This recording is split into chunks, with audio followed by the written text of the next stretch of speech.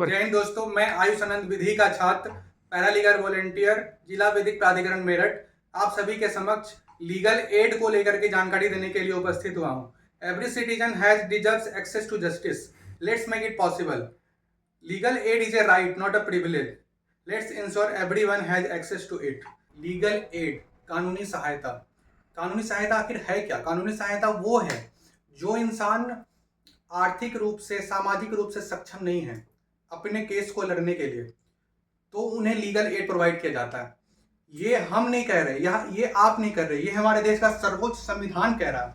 अनुच्छेद 39A के अनुसार ये बताया जाता है कि सभी इंसान के पास इक्वल अपॉर्चुनिटी है।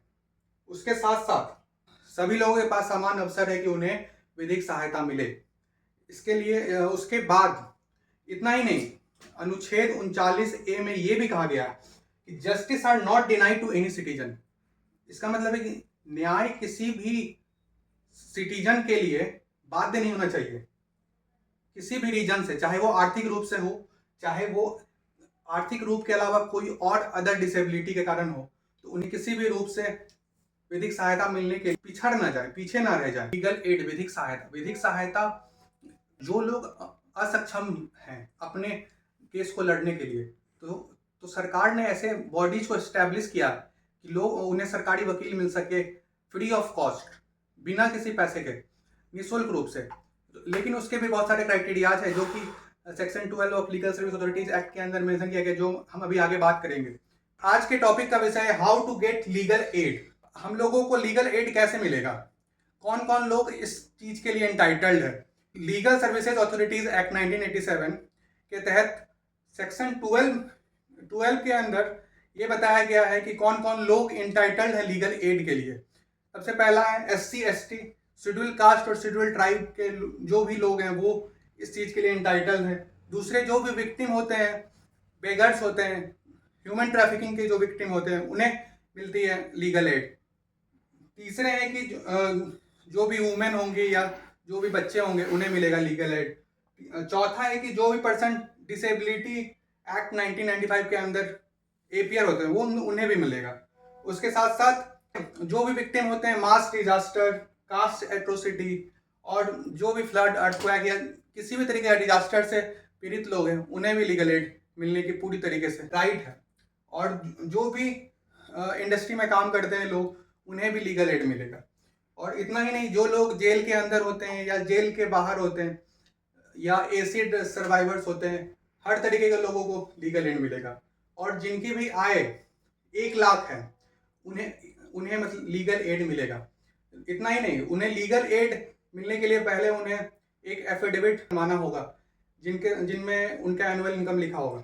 उसके साथ साथ ये जो एनुअल इनकम का क्राइटेरिया है वो हर स्टेट में वेरिएट करता है, या तो वो स्टेट गवर्नमेंट प्रिस्क्राइब करेगी या फिर सेंट्रल गवर्नमेंट प्रिस्क्राइब करेगी। उसके साथ साथ ये जो एनुअल इनकम का क्राइटेरिया हर स्टेट में, हर जगह ये वेरिएट करता है।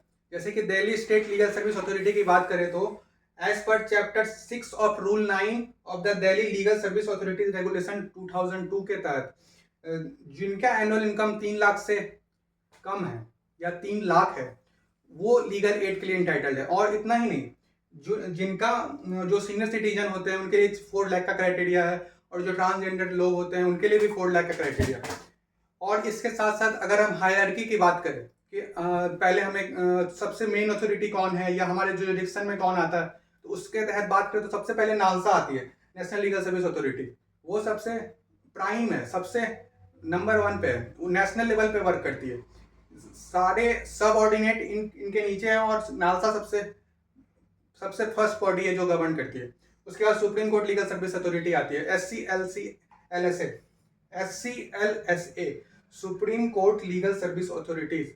उसके बाद सुप्रीम कोर्ट में इतना ही नहीं, सुप्रीम कोर्ट में 5 लाख तक का क्राइटेरिया है। जो लोगों का 5 लाख तक का एनुअल इनकम है वो सब एंटाइटल्ड है लीगल एड के लिए। इतना ही नहीं, उसके साथ साथ high court legal service authority भी बनाई गई है जिसमें कि स्टेट लेवल पर लोग लीगल एड के लिए एंटाइटल है। उसके बाद स्टेट लीगल सर्विस अथॉरिटीज बनाई गई है जो कि हर स्टेट में एक स्टेट लीगल सर्विस अथॉरिटी होगी, जो कि उसके अंडर जो आ रहे हैं डिस्ट्रिक्ट लीगल सर्विस अथॉरिटीज है उन्हें मतलब ऑपरेट करेगी। वो उसके लिए मेन बॉडी होगी, जितने भी सब ऑर्डिनेट डालसा होंगे। उसके साथ साथ डिस्ट्रिक्ट लीगल सर्विस अथॉरिटीज होती है। हर डिस्ट्रिक्ट में एक डीएलएसए सेटअप किया जाता है, जो कि बेसिकली जो भी सोसाइटी और जस्टिस के बीच में गैप हुआ है उसे फुलफिल कर सके। उसके साथ साथ टीएलएससी कमेटी बनाई गई है, तालुक लीगल सर्विस कमेटी का सेटअप किया गया है, जो कि बहुत ही ग्रामीण लेवल पर वर्क करती है और बहुत ही रूरल एरियाज के लोगों को कनेक्ट करती है। ये बेसिकली जुरिडिक्शन लेवल पर जिस तरीके से आप अपने क्षेत्र अधिकार में जो सबसे पहले आ रहा है वो आपके लिए सबसे पहले काम करेगा। जैसे कि अगर आप नीचे से बात करें, ग्रामीण लेवल से बात करें तो तालुक पहले आएगा, फिर अगर डिस्ट्रिक्ट पे बात करें तो डालसा पहले आएगी। तो हमें इस नीचे के हायरार्की से आगे बढ़ना चाहिए।